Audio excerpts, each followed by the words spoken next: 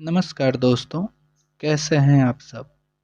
YouTube पे आपके लिए ये पहला वीडियो है और इस श्रृंखला में हम CDP यानी चाइल्ड डेवलपमेंट एंड पेडागोजी के टॉपिक्स पर चर्चा करेंगे और भविष्य में CDP पे और भी वीडियो आते रहेंगे।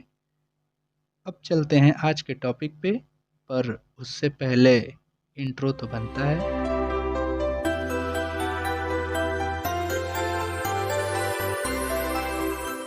दोस्तों, आज का टॉपिक है संज्ञान यानी कॉग्निशन। संज्ञान शब्द का अर्थ है जानना या समझना।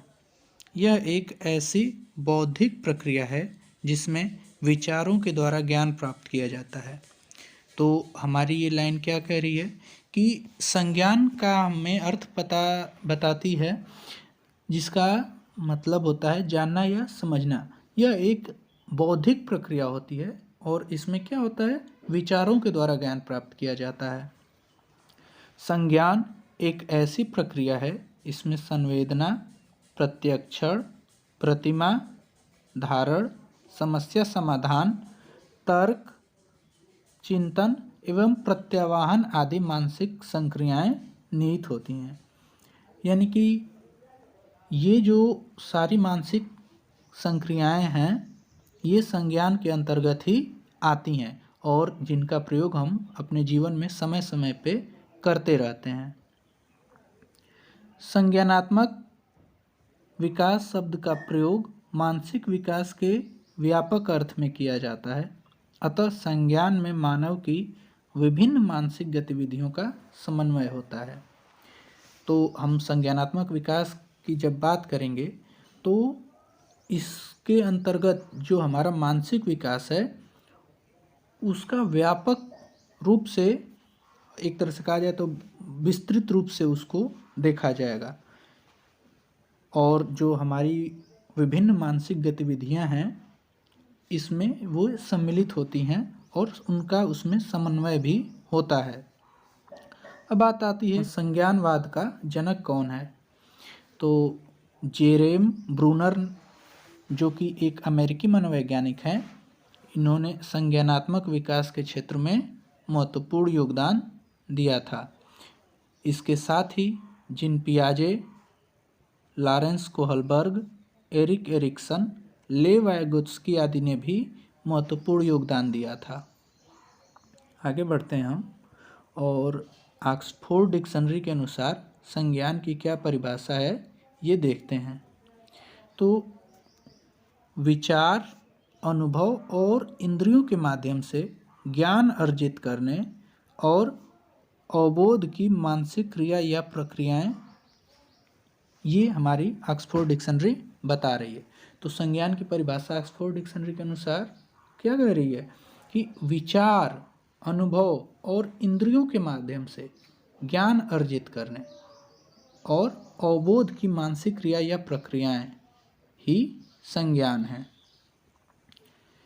अब आगे बढ़ते हैं और हम देखते हैं कि संज्ञान की कोई निश्चित परिभाषा नहीं हो सकती।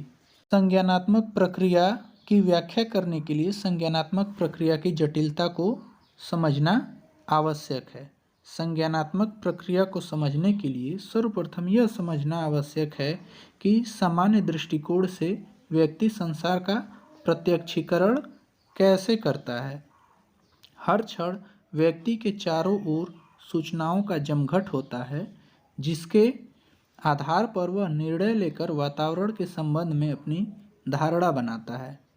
अपने इंद्रियों के द्वारा आसपास की सूचनाओं को ग्रहण करना, उन्हें निष्कर्षों में बदलना या क्रिया करना संज्ञान के द्वारा ही संभव है। तो हम यहाँ पे इस चीज़ को थोड़ा और अच्छे से देखते हैं। हम देखते हैं कि अगर कोई व्यक्ति है तो वो संसार का प्रत्यक्षीकरण कैसे कर रहा है, यानी कि वो संसार के बारे में जो अपनी एक तरह से कहिए कि जो अपना परसेप्शन है वो कैसे बनाता है, वो किस प्रकार से देखता है।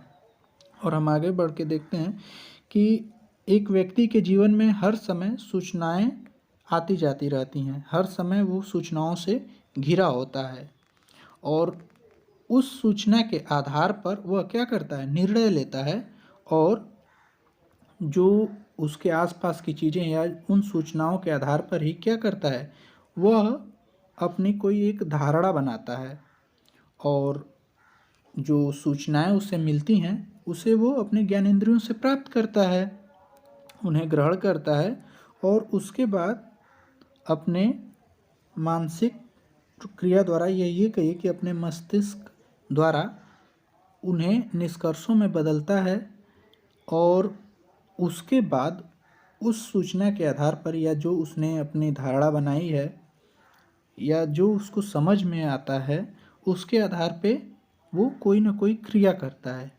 और ये जितनी चीज़ें हुई हैं ये सब की सब संज्ञान के द्वारा ही पॉसिबल हो पाती हैं।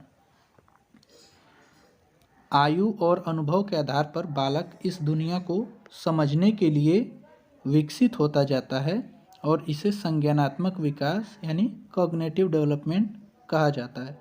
यानी कि इतनी सारी प्रक्रियाएं जो हैं जीवन के अलग अलग समय में अलग अलग तरीके से और बढ़ती ही जाती हैं। जैसे एक बच्चा है तो वो छोटा जब था, मान लीजिए 1-8 साल का बालक है, तो उस समय वो जिन चीज़ों को देखेगा और उसके आधार पे जो उसके मन में धारणाएं बनेंगी, ज़रूरी नहीं है कि वो बड़ा होने पे भी वैसा ही सोचे या वैसी ही धारणा बनी रहे। हो सकता है कि उसमें कुछ बदलाव आ जाएं या हो सकता है कि वो उसे और बेहतर तरीके से सोच सके या उसके आधार पे और बेहतर निर्णय ले सके। तो समय के साथ ये जो परिवर्तन होता है ये संज्ञानात्मक विकास कहलाता है। विकास को समझने की यही प्रक्रिया है जिसमें बालक की ज्ञान अर्जित करने की जन्मजात योग्यता सम्मिलित होती है, जो मस्तिष्क की संरचना तथा क्रियाओं से संबंधित होती है। यानी कि एक बालक की ज्ञान अर्जित करने की जो जन्मजात योग्यता होती है और उसकी मस्तिष्क की संरचना तथा क्रियाओं से संबंधित जो प्रक्रिया है वही उसका संज्ञानात्मक विकास है या संज्ञान के अंतर्गत आएगा। अतः संज्ञानात्मक विकास को सर्वोत्तम रूप से या सर्वोत्तम रूप में इस प्रकार व्याख्यायित किया जा सकता है कि मस्तिष्क की चिंतन और संगठन प्रणालियों का विकास संज्ञानात्मक विकास है, जिसमें भाषा, मानसिक प्रतिबिंब, चिंतन तथा समस्या समाधान और स्मृति विकास सम्मिलित होते हैं। मिलाकर हम कह सकते हैं कि संज्ञान एक ऐसी प्रक्रिया होती है जिसमें हमारी सभी मानसिक क्रियाएं आती हैं जो हमें हमारे वातावरण से संबंध और समन्वय स्थापित करने में सहायक होती हैं और एक बालक का संज्ञानात्मक विकास जीवन पर्यंत चलता रहता है। हमने देखा संज्ञान के बारे में और आज के लिए इतना रहने देते हैं और आगे की क्लासेस में हम देखेंगे तो हमें संज्ञान के बारे में और इस संज्ञानात्मक विकास के बारे में विभिन्न मनोवैज्ञानिकों ने और भी कई सारे विचार प्रस्तुत किए हैं, तो उन चीज़ों को हम और विस्तार से जानेंगे और ज़्यादा अच्छे तरीके से समझने का प्रयास करेंगे। तो आज के लिए इतना रहने देते हैं। धन्यवाद।